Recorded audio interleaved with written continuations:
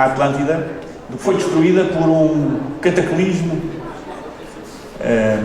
inesperado, que consistiu simplesmente, e este simplesmente é evidente, um simplesmente entre aspas, consistiu no embate de um objeto que navegava no espaço e que em determinado momento se dirigiu para a Terra, onde bateu. Esse objeto, não sabemos de onde veio, se é um objeto, há nomes específicos para estas coisas, se é um objeto que se dirigia do Sol para a Terra ou se dirigia fora da órbita da Terra para a Terra, consoante a qualidade de cada um destes objetos, a sua designação. No primeiro caso, designa-se objeto Apolo, no segundo, designa-se por meteorito. E a capa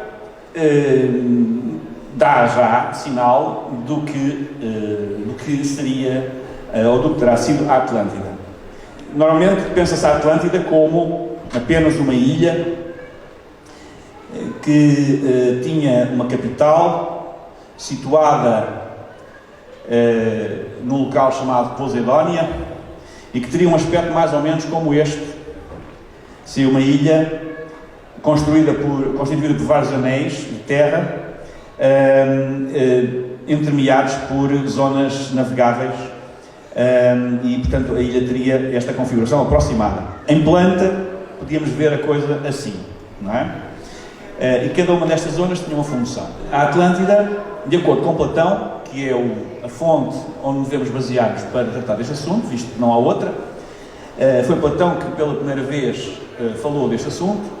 E falou deste assunto porquê? Porque um antepassado ateniense, um dos 7 sábios da Grécia, chamado Solon, em conversa com egípcios, terá entrado em contacto com uma tradição que lhe foi, portanto, transmitida por egípcios, por sacerdotes do templo de Nut, em Saís, da deusa Nut, em Saís, segundo a qual teria havido, para além das colunas de Hércules, teria existido, portanto, um grupo de ilhas, um arquipélago, cuja capital seria Poseidónia, situada exatamente na ilha mais extensa, que por sua vez lideravam ou tinham jurisdição sobre um território que era o Império Atlante, que era constituído por territórios que hoje, em grande parte, estão submersos, mas que na época não estavam. Aliás, esse é um dos problemas que iam desde a latitude da Escócia até ao Benin, até a latitude do Benin. Ia-se a pé, nesse tempo ia-se a pé daqui à Escócia, ou à Irlanda, por exemplo, ou às Ilhas Britânicas, tal como se ia a pé às Canárias. Isto é estranho, não é? Mas é verdade. Quando os portugueses chegaram às Canárias e perguntaram aos goanches: então, vocês estão aqui, onde é que estão os barcos? Não é? Os goanches viviam em ilhas, no arquipélago, onde é que estão os barcos? E os goanches terão respondido aos portugueses que fizeram a pergunta: nós vivíamos num território continental, houve um desastre, ficámos presos aqui. Portanto, não tinham barcos, não havia tradição de navegação. A madeira também fazia parte deste processo. Por esse mesmo motivo também a fauna e a flora específica da Madeira, que foi algo que resistiu a todos estes cataclismos, estas convulsões, que é completamente distinta de tudo o resto à volta, e portanto era possível na época que isto sucedesse. Porquê? Simplesmente porque estávamos aproximadamente no ano 11.000 a.C. e nessa altura a última glaciação estava ainda em vigência e, portanto, muito do gelo da glaciação tinha retirado água aos oceanos e, portanto, o oceano, como nós o conhecemos hoje, estava a menos 150 metros do atual nível e, portanto, havia muito mais terra firme à vista. Nós tínhamos cerca de 400 km de terra firme para o ocidente, para além da nossa atual costa, por exemplo. Portanto, esta questão é uma questão que é preciso ter em consideração. Porquê? Porque praticamente todos os autores que tratam do problema, deste assunto, partem do pressuposto que a geomorfologia terrestre era rigorosamente igual à atual. E isso é um erro. A geomorfologia terrestre não era rigorosamente igual à atual. Reparem, outra coisa fundamental. O Platão nunca se refere à Atlântida como estando situada no oceano. Ele nunca usa a palavra grega okeanos, oceano.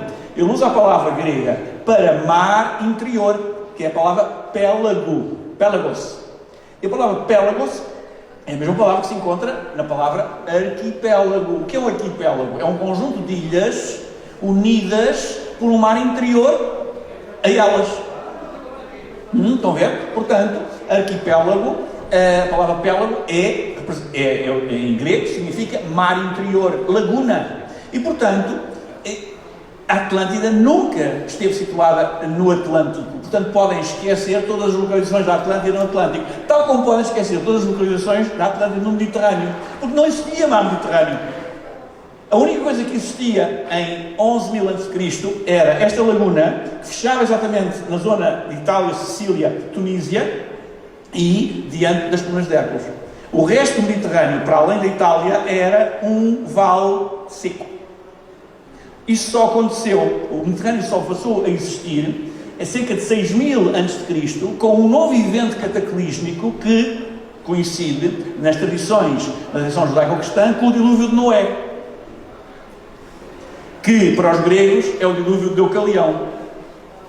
É muito engraçado, inclusivamente, que o Platão conta uma história que foi transmitida pelo Solon, segundo a qual o Solon, estando a ouvir os sacerdotes de Saís contarem, descreverem o evento, e o sacerdote de Saís vê na cara do Solon certamente uma certa incredulidade e diz: vocês gregos, vocês não são umas crianças, não têm memória, vocês julgam que eu estou a referir-me ao dilúvio de Deucalião, o tal 6.000 a.C.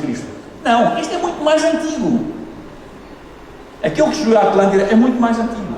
E, portanto, a questão que nós hoje podemos colocar é que, efetivamente, houve um evento cataclísmico cerca de 10.800 anos antes de Cristo, evento esse que terá resultado a destruição da ilha Poseidónia e de parte significativa do território do Império Atlântico, que ia, como eu já disse, desde a latitude da Escócia até ao Benin. Portanto, estão a ver, lá embaixo, praticamente no Golfo da Guiné. Portanto, esta constatação é fácil de se fazer. Vocês no meu livro encontrarão muitos elementos sobre tradições de afundamentos ao Ocidente em todas estas culturas, que eram 10 especialmente distintas umas das outras, porque os reis da Atlântida, Poseidon e a ninfa Clito, de quem ele teve 10 filhos em pares, portanto, em gêmeos, 5 pares de gêmeos, a esses 10 filhos foi distribuído o território do Império. E, portanto, havia 10 povos, havia 10 nações atlantes que constituíam o Império, que iam desde a Escócia até ao Benin. E em todo este território há tradições associadas ao afundamento ao Ocidente de uma parte significativa de terra, e mais, há tradições acerca dos heróis que terão salvaguardado alguma parte dos habitantes desses territórios. Os nomes deles são têm sempre os nomes radicais e, portanto, significa que, efetivamente, pertencem à mesma família, vamos chamar-lhe assim. Quem tem ideia que só há crateras na Lua, não é? Estes pontos negros que vocês veem ali são crateras na Terra. O que, portanto, significa que a Terra também é alvo de embates, ou foi alvo de embates. A maior cratera que existe à superfície, porque há umas submersas, por exemplo, a cratera resultante do embate deste objeto que deu origem à destruição da Atlântida existe ao lago Madagascar. Não está à vista, está submersa. Mas a maior cratera à superfície da Terra tem 300 km de diâmetro, dá para perceber. 300 km deve ter sido um bólido já com alguma dimensão. Não é? Porque basta um objeto com 20 km de envergadura embater para provocar um desastre à escala global. E, portanto, foi isso que sucedeu. Foi um objeto com 20 km de envergadura ou mais que bateu na Terra nessa altura e que provocou isto. Como qualquer evento congênere, provoca alterações totais. na geomorfologia, no clima, todos estes fenómenos causados por este evento, ou por eventos deste género, são fenómenos tipo dominó. Porque um acaba por produzir outro, o outro acaba por produzir um terceiro, e por aí fora. Não é? E, no cômputo geral, são precisos milhares de anos para que tudo volte ao normal. Foi o que aconteceu também neste caso. Cerca de 2500 anos depois do evento cataclísmico, surgem descendentes dos náufragos em vários pontos desta zona que constitui o Império Atlante, mas os mais importantes de todos, porque mais organizados e tecnologicamente mais avançados, com tecnologias que não houve antes, nem houve depois, surgiram exatamente num sítio próximo de Santarém, nos famosos concheiros de Muz. Como sabem, os concheiros de Muz são uma espécie de mamoas, uma espécie de montículos constituídos por conchas, que os arqueólogos normalmente classificam como lixeiras. Supostamente, os indivíduos que produziram estas construções gostavam muito de ostra ou de bivalves, comiam imenso bivalve e lançavam as cascas para trás das costas, não é? Fazendo os montículos deram origem a isto. É a versão oficial. Bem, mas vocês sabem, inclusive, que estes montículos foram detectados pela primeira vez. Porquê? Porque em cima deles, e só sobre eles, nascem umas plantas que só existem naquele sítio, não existem noutros sítios. À volta não existem. Não existem essas plantas. E esses montículos são constituídos por conchas, efetivamente. Só que há uma diferença entre aquilo que os arqueólogos dizem e aquilo que na realidade existe, ou se constata. É que as conchas não foram consumidas. Ou seja, os antepassados que provocaram isto não comiam o conteúdo das conchas. Não, as conchas eram depositadas como ofrendas integralmente intactas. E, portanto, estes sítios são sítios rituais. E, por baixo desses sítios, são encontradas indivíduos sepultados em posição fetal, que é coisa rara antes e coisa rara depois, e que, portanto, indica que havia um sentido muito particular do que era a morte e daquilo que a posição fetal representava relativamente a um futuro renascimento, por exemplo. Além disso, há rituais com óculos, rituais com fogo, etc, etc. Portanto, é necessário rever tudo quanto diz respeito a Muz, porque a história está mal contada. As tecnologias, entre as tecnologias encontradas em Muz estão os micrólitos. Micrólitos são peças minúsculas em sílex. Só quem nunca tentou talhar sílex não sabe a dificuldade que há em talhar sílex. Ainda por cima, obtendo ao primeiro toque peças minúsculas com a forma adequada para as funções desejadas. E, portanto, é isso que acontecia aqui com esta gente de Muz. Para além disso, já agora uma curiosidade, em Muz existem seres iguais a nós e existem alguns que não são. Por exemplo, os dois crânios mais pequenos que vocês têm aqui à vossa esquerda são dois crânios que pertencem ao espólio dos Serviços Geológicos de Portugal, que estiveram expostos durante muitos anos e que já não estão expostos, e que um anatomista famoso, o professor Santinho Cunha, decidiu estudar um caso dele, um dos casos, e decidiu concluir que se tratava do crânio de uma criança com 14 meses. Eu, quando li o artigo do professor Santinho Cunha, que por acaso até conheci pessoalmente, e por quem tenho muita consideração, ele faleceu já, entretanto, mas pensei para mim, este homem não teve filhos. Eu, quando tenho 5, este homem não teve filhos, porque se tivesse tido filhos, sabia que uma criança com 14 meses não tem aqueles dentes. Mas mesmo dando de barato que tivesse aqueles dentes, uma coisa é certo que não tinha. Aquela protuberância óssea no cocuruto da cabeça, que mais parece uma crista. Não há crianças com 14 meses, quaisquer que sejam, com essas marcas. Não é? Portanto, estes crânios são anómalos. Para dizer, no mínimo, são anómalos. Humanos não são. São, quando muito, semi-humanos. E isto implica outras coisas que nunca foram investigadas e que podem ser investigadas porque a genética hoje permite fazer esse tipo de investigação. Já foram encontrados crânios idênticos a estes noutros sítios do planeta, em que se encontra, é possível detectar o ADN mitocondrial, isto é, o ADN materno, mas não é possível detectar o ADN paterno. Evidentemente que o ADN paterno tem que lá estar, só que nós não temos tecnologia ainda que nos permita lê-lo. Como sabem, a questão do ADN é uma questão ainda recente, menos de 15 anos, não é? Começámos a ter informação, começámos a ler o nosso ADN de uma forma, aproximada. E, portanto, esta gente de Muge era gente muito afeiçoada a conchas, que são objetos marinhos. Viviam também em associação a zonas ribeirinhas. E, portanto, a sua ligação à água é muito forte. Além de que o nome da própria deste sítio, Muge, se remontarmos ao Egito, vamos encontrar no Egito a mesma palavra. Sabem com que significado? Dilúvio.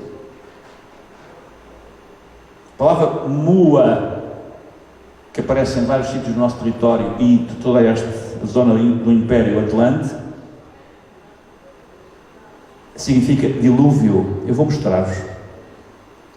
Isto é um dicionário de raízes egípcias.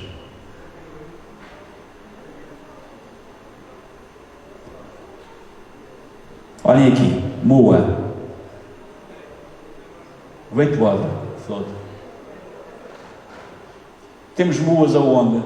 Por exemplo, temos muas, por exemplo, no Cabo Especial, Nossa Senhora da Pedra da Mua.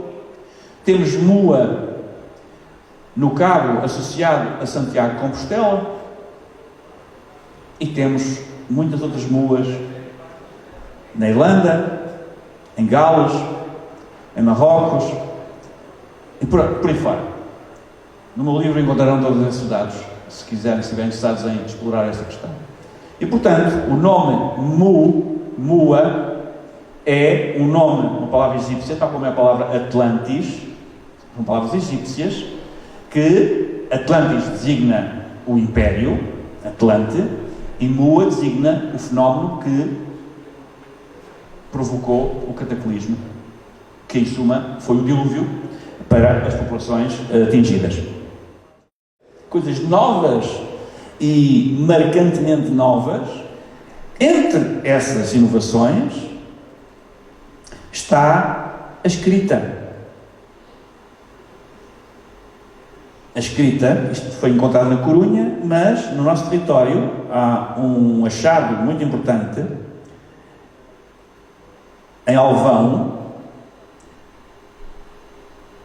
Vila Real de Trás-os-Montes, datado de cerca de 5.000 a.C.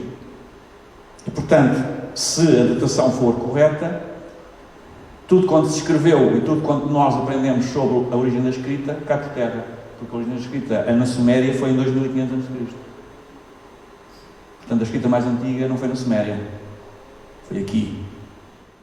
A nossa história pré-histórica precisa ser reescrita. Porquê? Porque há vestígios mais que suficientes, e não apenas nesta região do mundo, da existência de civilizações com algum avanço tecnológico até, anteriores aos trogloditas, fruto dos acidentes e dos eventos cataclísmicos que sucederam, e que houve vários ao longo da história. Os egípcios falavam de 4 grandes acidentes. A maioria dos autores que tratam o tema, eu diria que não o trata, destrata, porque esquece do fundamental, esquece do Platão, esquece das fontes, que são aquelas que permitem, efetivamente, colocar a questão no seu enquadramento exato. E, esquecidas essas fontes, evidentemente, é possível achar qualquer coisa. Estamos cheios de gente a achar coisas. Estamos a viver num tempo dos achismos.